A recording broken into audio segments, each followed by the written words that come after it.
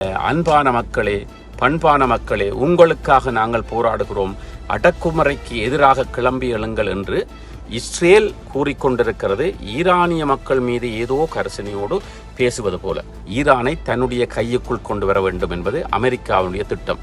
அதற்காக யார் யார் தடையாக இருக்கிறார்களோ அவர்களை போட்டு தள்ளி அவர்களை இல்லாது செய்து மக்களை அமெரிக்க அடிமைகளாகவும் அமெரிக்க கலாச்சார அடிமைகளாகவும் ஆக்குவது அமெரிக்காவுடைய திட்டமாக இருக்கிறது. ஈரான் இந்த 3 பெரும் தலைவர்களை இழந்து நிற்கிறது.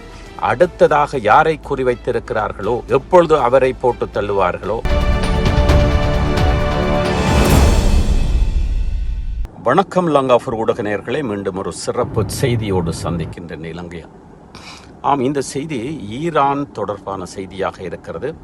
அமெரிக்கா, இஸ்ரேல் தொடர்ந்தும் தங்களுடைய பலத்தை காட்டிக் கொண்டிருக்கிறார்கள். அவர்களுடைய பலத்தை காட்டுவதிலே ஆயுதம் அல்லது அவர்களுடைய படைகள், பணபலம், அவர்களுடைய அயல்நாட்டு பலம் என்பதை தாண்டி அவர்கள் ஒரு சில விடயங்களை ஈரானிடத்தில் செய்திருக்கிறார்கள். அதாவது ஈரானை தளர வைப்பது, அதாவது மன ரீதியாக ஈரானுடைய படைகளையும் ஈரானுடைய அதிகாரிகளையும் ஈரானுடைய மக்களையும் தளர வைக்கின்ற நடவடிக்கையிலே இஸ்ரேலும் அமெரிக்காவும் ஈடுபட்டு கொண்டிருக்கிறது. அதற்கு முதல் படியாகத்தான் பெருந்தலைவர் கொமேனி அவர்கள் கொல்லப்பட்டது. அதற்கு அடுத்தாற்போல் இப்பொழுது பாதுகாப்பு படைக்கு பொறுப்பாக இருந்த அதி உச்ச கற்கநெறியை கொண்ட அதி உச்சமான புத்திசாலியாக ஈரானுடைய மூளை, அதாவது பெருந்தலைவருடைய வலதுகை என்பதை விட பெருந்தலைவருடைய மூளை ஆக இயங்கி அந்த பாதுகாப்பு படையில் இருந்த அந்த அதிகாரி கொல்லப்பட்டிருக்கிறார். குறிவைத்து பார்த்து கொல்லப்பட்டிருக்கிறார். அத்தோடு கூட அந்த ஈரானுடைய கட்டுப்பாடு மற்றும் ஈரானுடைய அந்த கட்டுக்கோப்பு மற்றும் ஈரானுடைய சட்டத்திட்டங்களுக்கும் மற்றும் தங்களை பாதுகாப்பதற்கும் பொறுப்பாக இருந்த உளவுப்படை அதிகாரி, அந்த உளவுப்படை அதிகாரியும் கொல்லப்பட்டிருக்கிறார், குறிவைத்து கொல்லப்பட்டிருக்கிறார்.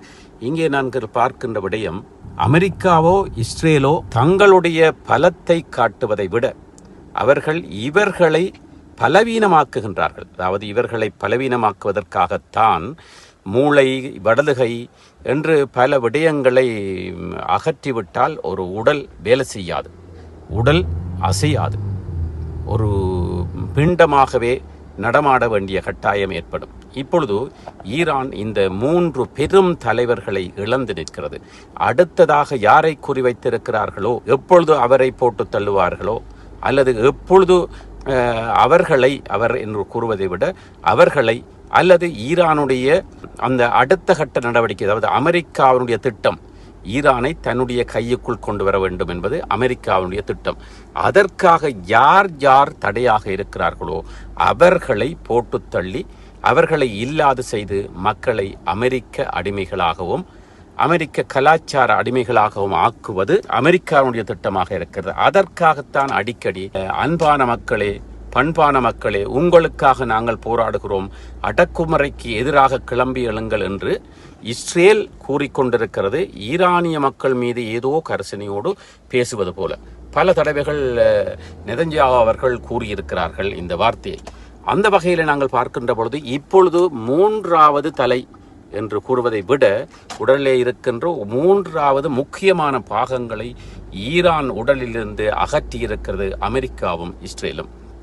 அவர்களுடைய அடுத்தடுத்து அவர்களுடைய எண்ணெய் ஆலைகளையோ தீவுகளையோ அல்லது பொருளாதாரத்தையோ மக்களையோ அழிப்பதை விட புத்திசாலிகளையும் ஈரானிற்கு அந்த கொமேனிக்கு ஆதரவாகவும் அந்த படைக்கு ஆதரவாகவும் இருந்தவர்களையும் இருக்கின்றவர்களையும் அழிப்பதுதான் அவர்களுடைய நோக்கம். அழித்துவிட்டால் தங்களுடைய சொல்லை கேட்டு மற்றவர்கள் நடப்பார்கள், தங்களோடு ஒத்து வருவார்கள், தங்களுக்கும் சேதமில்லை, அவர்களுக்கும் சேதமில்லை. உலகிலே இருக்கின்ற அதாவது நேட்டோ நாடுகள் கூட தங்களை எதிர்க்காமல் இருப்பார்கள். அதைவிட மத்திய கிழக்கு நாடுகள் அமெரிக்காவை எதிர்த்து கொண்டிருக்கிறது. காரணம் ஈரான் போர். அப்படியானால் இந்த ஈரான் போர் நிறுத்தப்பட்டால், ஈரான் போல் அமெரிக்காவுக்கு ஆதரவாக நிறுத்தப்பட்டால் கட்டாயம் அந்த மத்திய கிழக்கு நாடுகள் பின்னரும் தொடர்ந்தும் அமெரிக்காவிற்கான ஆதரவை, அதாவது அவர்கள் சவுதி அரேபியாவோ அல்லது துபாயோ குவைத்தோ கட்டாரோ இவர்கள் தொடர்ந்தும் இப்பொழுது வரை இருந்த ஆதரவை விட அதிகமான ஆதரவையும் அடிமைத்தனத்தையும் அமெரிக்கா பார்க்கிறது. காரணம், அனைவரும் அமெரிக்காவை நிராகரித்து அமெரிக்காவுக்கு எதிர்த்து குரல் கொடுத்து கொண்டிருக்கிறார்கள். அந்த வகையிலே அவர்களை அடக்கி தனக்குள் வைப்பதும், மேலும் அமெரிக்கா இஸ்ரேலுடைய ஆதிக்கத்தை அந்த அரபு நாடுகள், அந்த மத்திய கிழக்கு நாடுகளுக்குள்ளே கொண்டு வருவதற்கும், தன்னுடைய வியாபாரத்தை இந்த கால்வாயினூடாக செல்லக்கூடியவாறு இருப்பதற்கும், அங்கே தனக்கு ஒரு உரிய இடத்தையும் அங்கீகாரத்தையும் அல்லது ஆதரவையும் பெற்றுவிட்டால் வடகொரியாவாக இருக்கட்டும், ரஷ்யாவாக இருக்கட்டும், சீனாவாக இருக்கட்டும் சற்று அடக்கி வாசிக்க வேண்டிய கட்டாய சூழ்நிலை ஏற்படும். அந்த நகர்வில் தான் இப்பொழுது அமெரிக்காவும் இஸ்ரேலும் நகர்ந்து கொண்டிருக்கிறது. ஈரான் என்ற ஒன்று, அந்த அணுவாயுதத்தை வைத்து மிரட்டிக் கொண்டிருக்கின்ற ஈரான் என்கின்ற ஒன்று இருக்கின்ற காரணத்தால் தான் காசா யுத்தம், பாலஸ்தீனத்திலே யுத்தம் ஏற்பட்டது. மற்றும் ஈரான் தான் பல ஆயுத குழுக்களை, தீவிரவாதிகளை உதவி செய்து வளர்த்து கொண்டிருக்கிறது என்பதும் அமெரிக்காவுக்கு தெரியும். ஈரான் என்ற ஒன்றை தனக்குள் வசப்படுத்திவிட்டால் அல்லது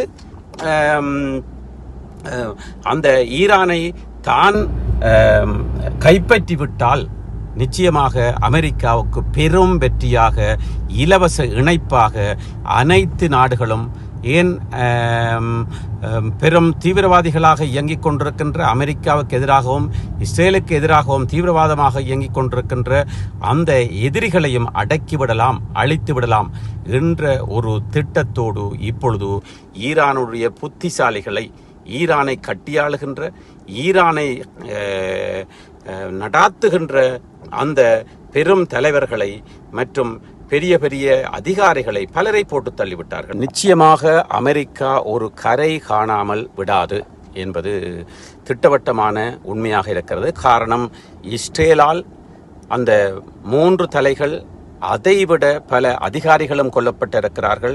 அந்த அதிகாரிகளும் கொல்லப்பட்டதன் காரணத்தினால் அவர்கள் இடையிலே நிறுத்தாமல் செலவு அல்லது தங்களுடைய நாட்டு மக்களுடைய உயிர் போனாலும் பொருளாதாரம் போனாலும் பரவாயில்லை, ஈரானுக்கு ஒரு கரை கண்டுதான் அமெரிக்காவும் இஸ்ரேலும் ஓய்வார்கள். அந்த கரை காணுவதாக இருந்தால் வடகொரியா, சீனா, ரஷ்யா 3ம் ஈரானுக்கு உதவுமாக இருந்தால் சில வேளைகளில் அமெரிக்கா அடக்கி வாசிப்பதற்கு சந்தர்ப்பம் இருக்கிறது, பேச்சுவார்த்தைக்கு செல்வதற்கும் சந்தர்ப்பம் இருக்கிறது. ஆனால் ஈரான் கூறுகின்ற, முன்வைத்திருக்கின்ற அந்த கோட்பாடுகள் அல்லது அந்த முன்வைப்புகளுக்கு அமெரிக்கா நிச்சயமாக சம்மதிக்காது. இருந்தாலும் பேச்சுவார்த்தை இழுபடலாம்.